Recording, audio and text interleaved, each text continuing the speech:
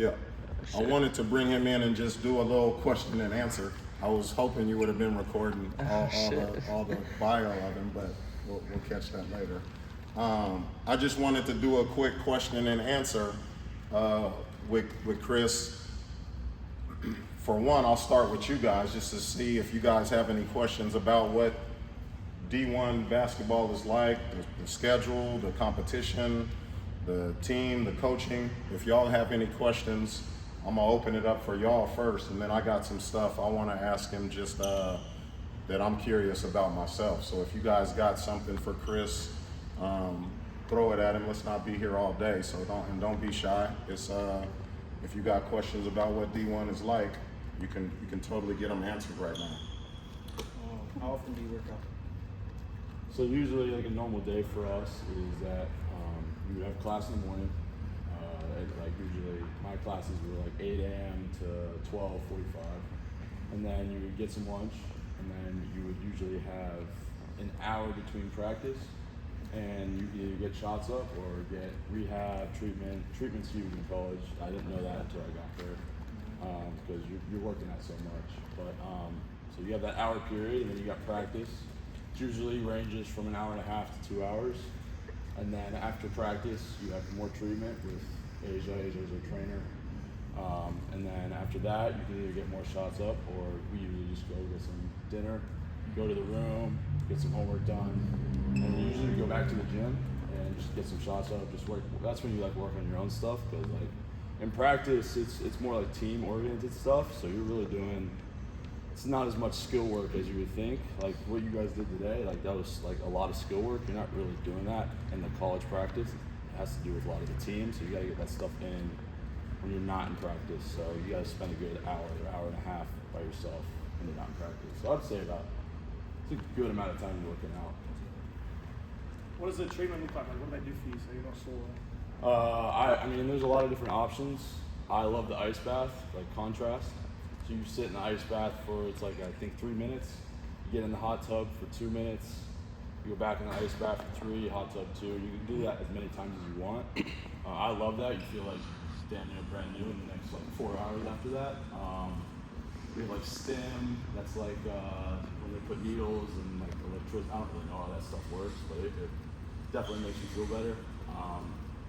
We have a ton of stuff. We had hyper ice. I don't know if you have any of those boots, but we have those like compression boots, compression sleeves. And yeah, I mean that's like really all we rotate through. Practice hard?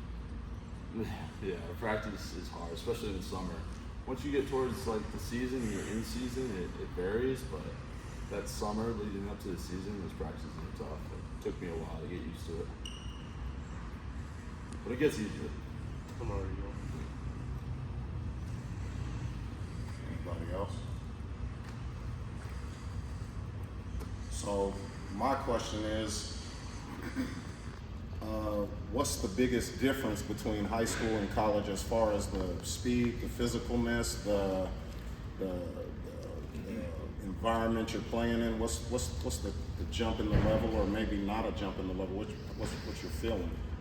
I mean, it was our very first workout. It's just the intensity of the practice, the workout, and the intensity that everyone else is moving at. Like, just the speed, like everyone says, like, it's another level, it's another speed, but like, you don't really realize how fast the game moves until you're really just thrown in the game. And you're like, damn, that's fast. And it's like different levels. Like, the first workout, I was asking my teammates, and I'm like, dude, is this really that quick? And he's like, yeah, it's quick. So you get used to that first workout. And then you get to practice, and you're like, okay, this is another level of speed you gotta get used to. And then you're like, all right, I'm comfortable, and you think you're good, and then you get thrown in the game, and you're like, oh my gosh, you lose your breath really quick. And you get used to it after the game. Like towards the end of the season, I felt pretty good. Like I felt like I had my breath most of the time when I was in, but it definitely took me a while to really get my feet under me and be able to like think on my toes. Mm-hmm. So, American University, I wouldn't say it's a major level of college basketball. It is D1, don't get me wrong, but it's even levels to D1, and it was probably fall in the mid-major, right? You said you guys played Virginia, which is a major level university, right? Tell me a little bit about playing your normal guys you play in conference, and then taking a step out of conference and playing at a level of a school like Virginia. So I mean, when you play against these really competitive, like these high major schools, you go into the game and you do what you do. Like you work, the whole practice is leading up to that game. You just stick to the game plan, and you kind of get into the game, you get stuck in the game, and like the adrenaline's pumping, and you think these dudes. I mean, they're obviously a lot bigger than you, but you get in the game, you got adrenaline, you feel good. I mean, obviously they got a step on you damn near everywhere, at least with me. I mean, some of my teammates are pretty quick, but I was always a step behind. But yeah, I mean, you get thrown. You got to survive. Like, you got to do your job. So you kind of just do your thing. As you just finished your freshman year, what are your focuses on going into sophomore year to be more prepared, better? What are you looking at doing? A lot of it's just strength. It really comes down to strength. When you're strong, you can last longer out there. You can take hits easier. You can finish in the air. That's something I didn't really realize was such. And it's like I have a pretty strong lower body, but my upper body's always been weaker than my lower body. And I didn't realize how huge that is for when you're down in the tank, trying to push out bigger dudes that are usually taller or they're just bigger than you, weight-wise. So I'd say the weight room, and I mean just mentally knowing the game plan like on the back of my hand. Like my first few weeks, my teammates could go deep into this, but my first few weeks of college, I was like all over the place, like just knowing the scout, stuff like that, and I was trying to just stay, like just think about my own game.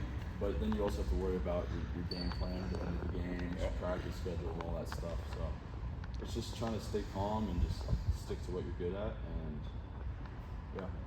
Now, as a coach, and a lot of these guys play for me, one thing I'm big on is the playbook, right? And I kind of get really pissed off when we don't run plays the way they're supposed to be. What's that like? Not knowing or not executing the plays at the next level? What's the response, or how is that looked at? It's all trust. So, and I mean, I would say it's your trust with your head coach and all the coaches and your coaching staff is super important. And when you don't know a certain play that's called, they won't trust you to put you out there on the court. And it's hard for them to put you on the court when they don't trust you. And that it's not just from a play call. Play call leads to something else or something else smaller in the game where they just simply won't trust you. And you won't get that freedom to go do your own thing on the court. And then my last question is,